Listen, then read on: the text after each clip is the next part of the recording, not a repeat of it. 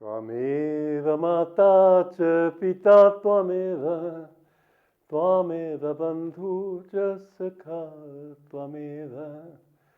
tvameva vidya daravinam tvameva sarvam mama deva deva. I bow to that one God in all of you. Tvameva bandhu chasakha tvameva. You are the friend, you are the beloved, you are the companion.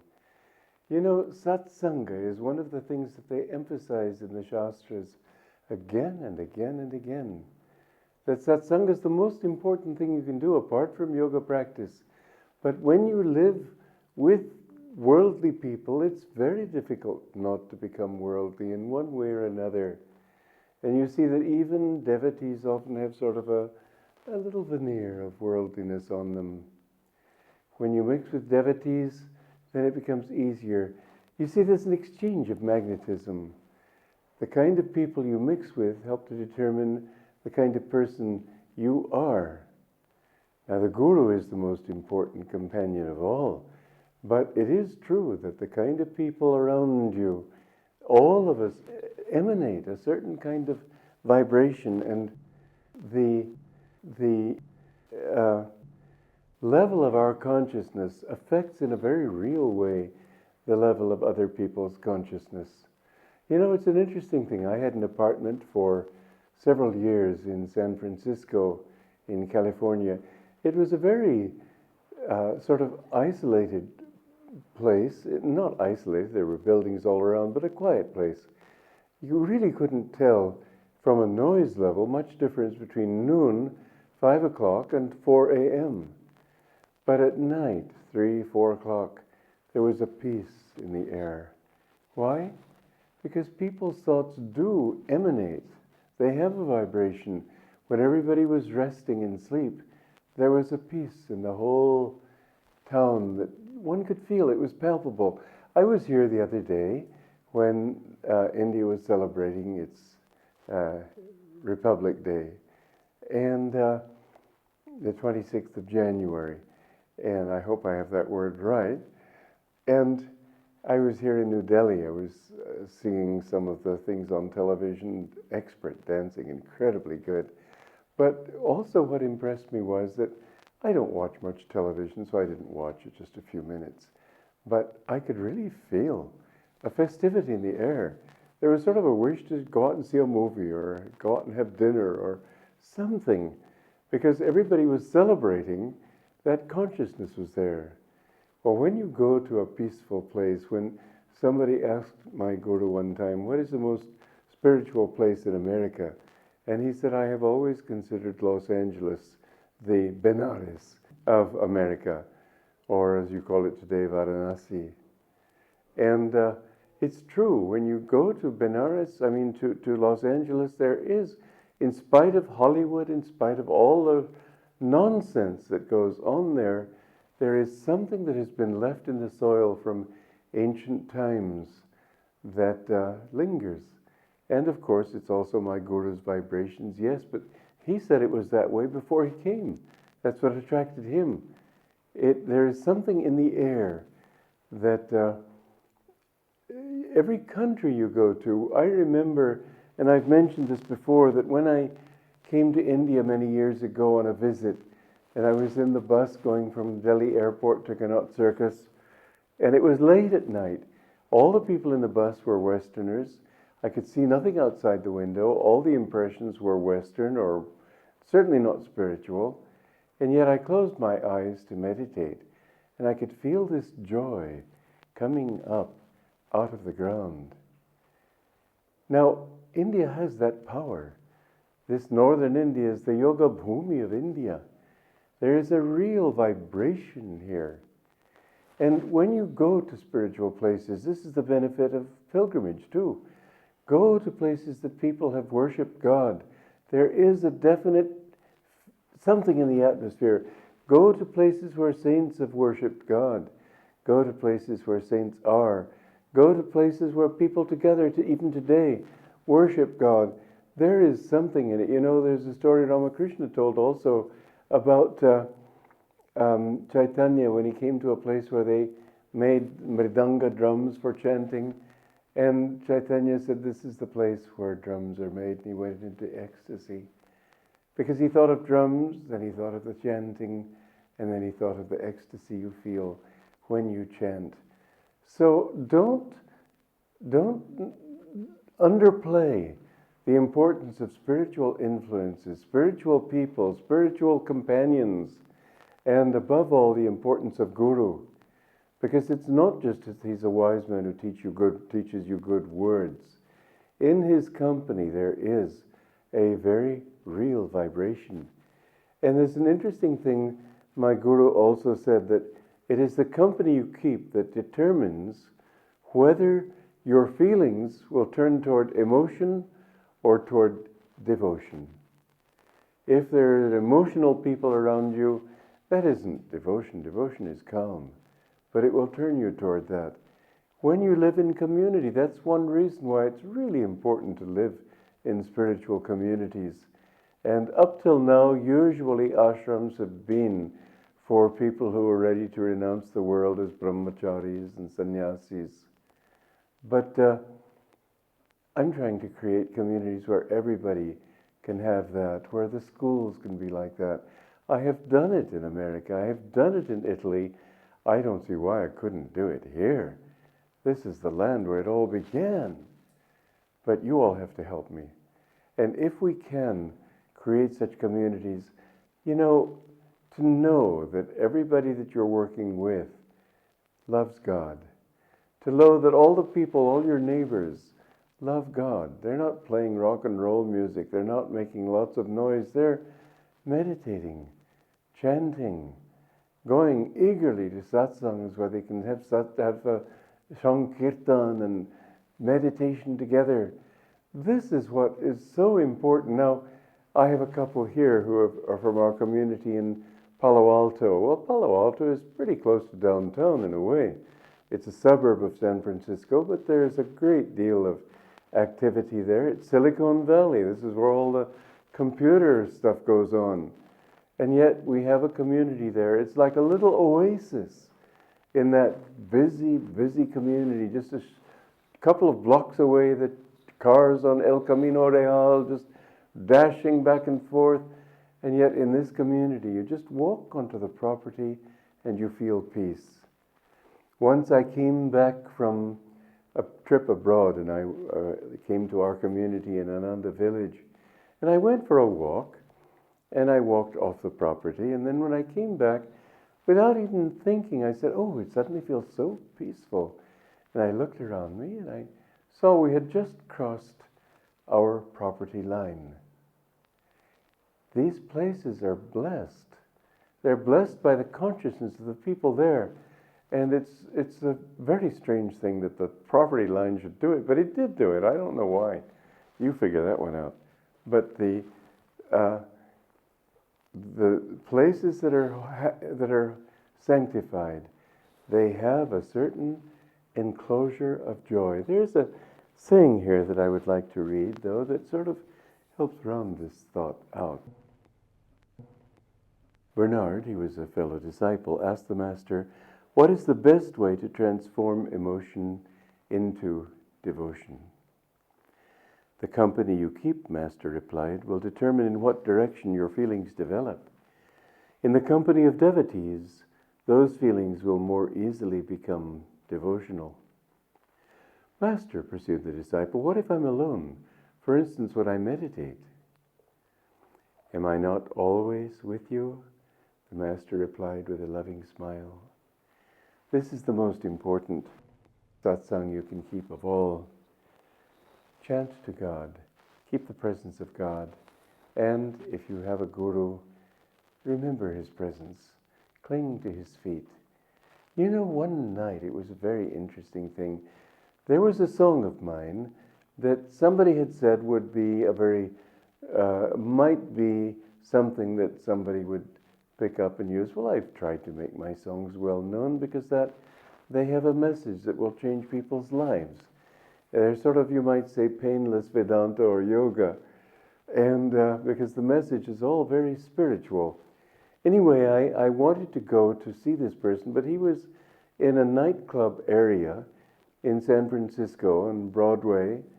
And before I went, I chanted and meditated. And when I went out to this district, I was just all the way talking, just in my heart, and even actually literally singing Sri Ram, Jai Ram, Jai Jai Ram Om, Sri Ram, Jai Jai Ram, Jai Jai Ram Om.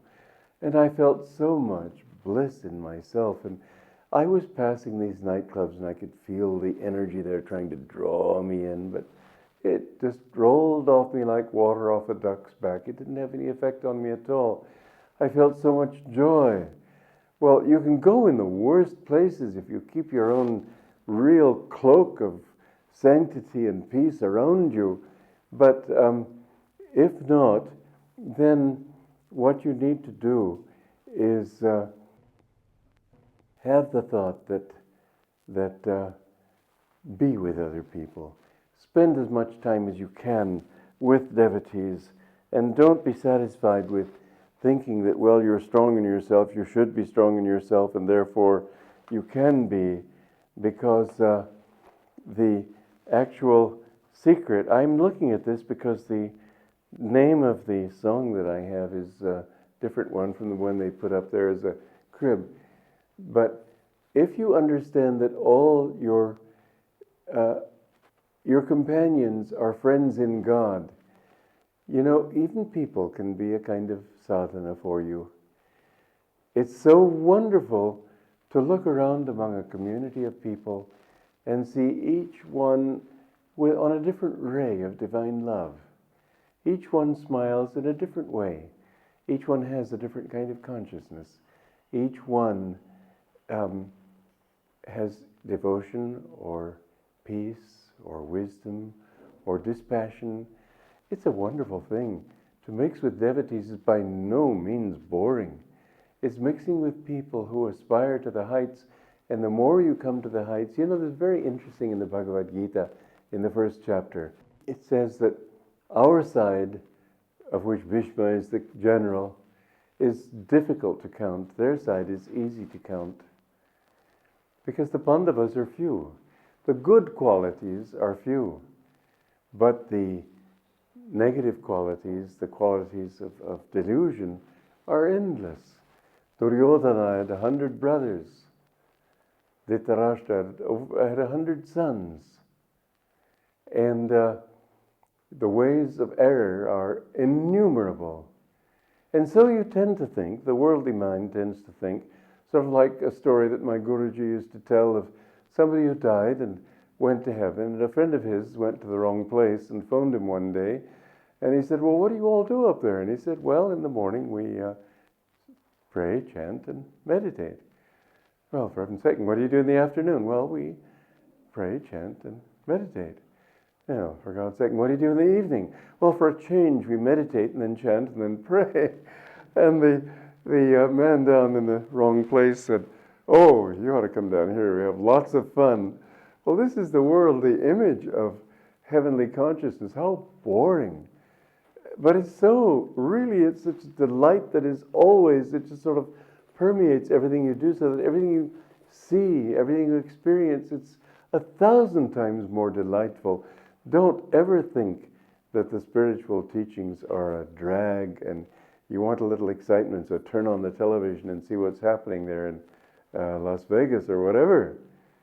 Because really, even though the virtue of peace and calmness and humility doesn't look like much, but each one is a window onto infinity. And the thrill of living in divine consciousness is infinite and ever new, as my Guruji put it, whereas there are hundreds of ways of erring, and each one duller than the other. Just look, all you have to do, mind you, the world gives us a wonderful laboratory, because all you have to do is look at the people in this world. Are they happy? No, they aren't. There's bitterness, there's disillusionment, there's disappointment. And I've seen how often people, by the time they're 50 or 60, they don't have a light in their eyes anymore. One time I was on a television station in Rome, Italy, and I was 55 when I gave this program. And the manager afterwards said to me, he said, "It's indecent." He said, "You're at your age and you don't have these lines on your face of suffering and misery and disappointment. Well, why should I have? Life is a joy. Here I am 78 and it's still a joy." You don't have to feel that as you get older you get sicker, because there is joy all the way through life. Mind you, you die, you come back, you start all over again. Life, you're just as old as Brahman, really. You have no age. But it looks as if you were born a little squabbling, puking baby in a crib, and now suddenly you're older, and I'm old, and who thinks of it as old? We're all eternal. We have no age. Live in the consciousness that all people are God, and then live with those who have that consciousness, because others will try to drag you down. So when we sing this song, Brothers, it's something to understand that not everybody understands that principle. Try to mix with people who really do feel the brotherly oneness of man, because it's so lovely to see people from many different countries all living in harmony, all living to help each other, all living to support each other. No gossip, concern, yes, for helping people, but only help, only support. Be the brother and sister to everybody and look upon them as that. When you can see God in all, then you have Him. Joy to you.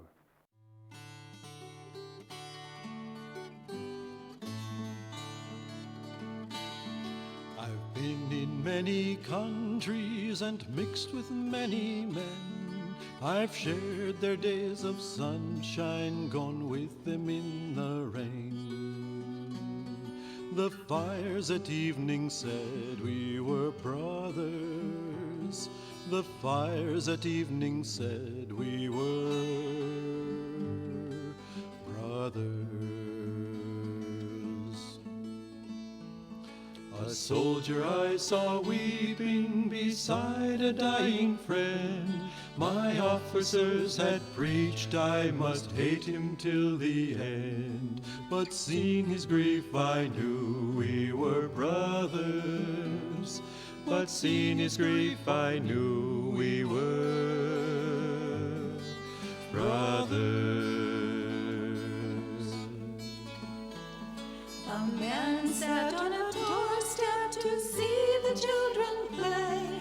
The gentle way he smiled there would charm your fears away.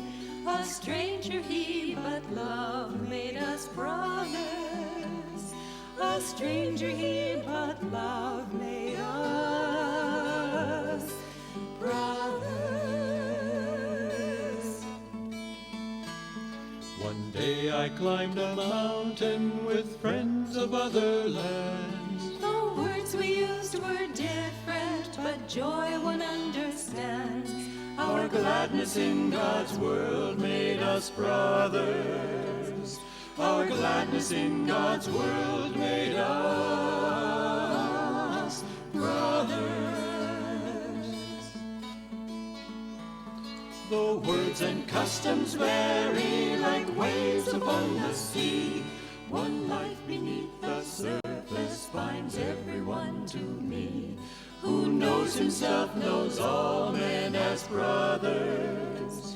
Who knows himself knows all men as brothers. Then brothers, why endeavor to set ourselves apart? The fences we've been building squeeze tight upon our hearts. Come sing the truth that all men are brothers. Come sing the truth that all men are